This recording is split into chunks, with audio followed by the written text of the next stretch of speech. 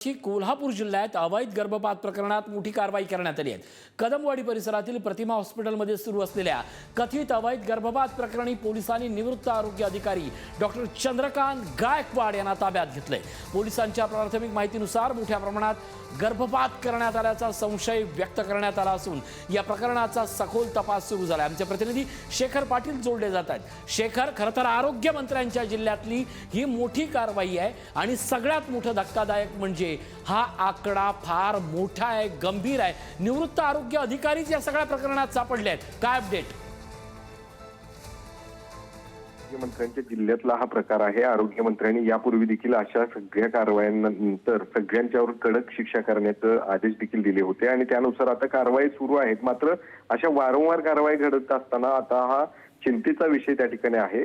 2 दिवसांपूर्वीच कळंबा या ठिकाणी एका लॉजवरती अशा पद्धतीचा अवैध गर्भपात होत असल्याची घटना समोर आली होती आणि या घटनेचा तपास करत असतानाच ही घटना आता नवीन जी आहे ती समोर आलेली आहे। या सगळ्या तपासामध्ये ज्या एजंट महिला होत्या त्या महिलांच्याकडून आणि इतर सगळी चौकशी केल्यानंतर हा डॉक्टर जो चंद्रकांत गायकवाड आहे तो कोल्हापुरातल्या कदमवाडी परिसरातल्या प्रतिभा हॉस्पिटल ज्या ठिकाणी आहे तिथं होता आणि त्या ठिकाणीच एक रुग्ण जे आहे ते पोलिसांनी त्या ठिकाणी डमी रुग्ण पाठवलं होतं आणि ते दोन्ही डमी रुग्ण पाठवल्यानंतर त्या कारवाईत हा डॉक्टर जो आहे तो अवैध गर्भपात करत असल्याचं त्या ठिकाणी आढळलं आणि त्याला रंगेहात पोलिसांनी अटक केलेली आहे।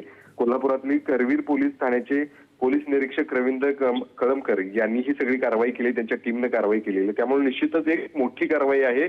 एक आरोग्य उपसंचालक म्हणून निवृत्त झालेला आहे जो सुरुवातीला सिव्हिल सर्जन म्हणून त्या ठिकाणी नोकरी जॉईन केली। अनेक रायगड, मुंबई, सिंधुदुर्ग यासारख्या ठिकाणी त्यांनी काम देखील केलेलं आहे आणि आता आरोग्य उपसंचालक म्हणून निवृत्त झालेले हा एक डॉक्टर ज्यांना अशा पद्धतीने 300हून अधिक गर्भपात केल्याची घटना देखील माहिती देखील समोर येताना पाहायला मिळते। त्यामुळे निश्चितच आरोग्य मंत्र्यांच्या जिल्ह्यामध्ये ही घटना घडल्यानंतर आता या सगळ्याच रॅकेटला कशा पद्धतीने थांबवण्यामध्ये या सगळ्यांना यश येतंय, कशा पद्धतीने ही सगळी साखळी समोर येते, किती जणांच्या अजून या सगळ्या प्रकरणामध्ये सहभाग आहे हे मात्र अजून तपासामध्ये समोर येण्याची गरज आहे। नक्कीच, धन्यवाद या सगळ्या अपडेट बद्दल।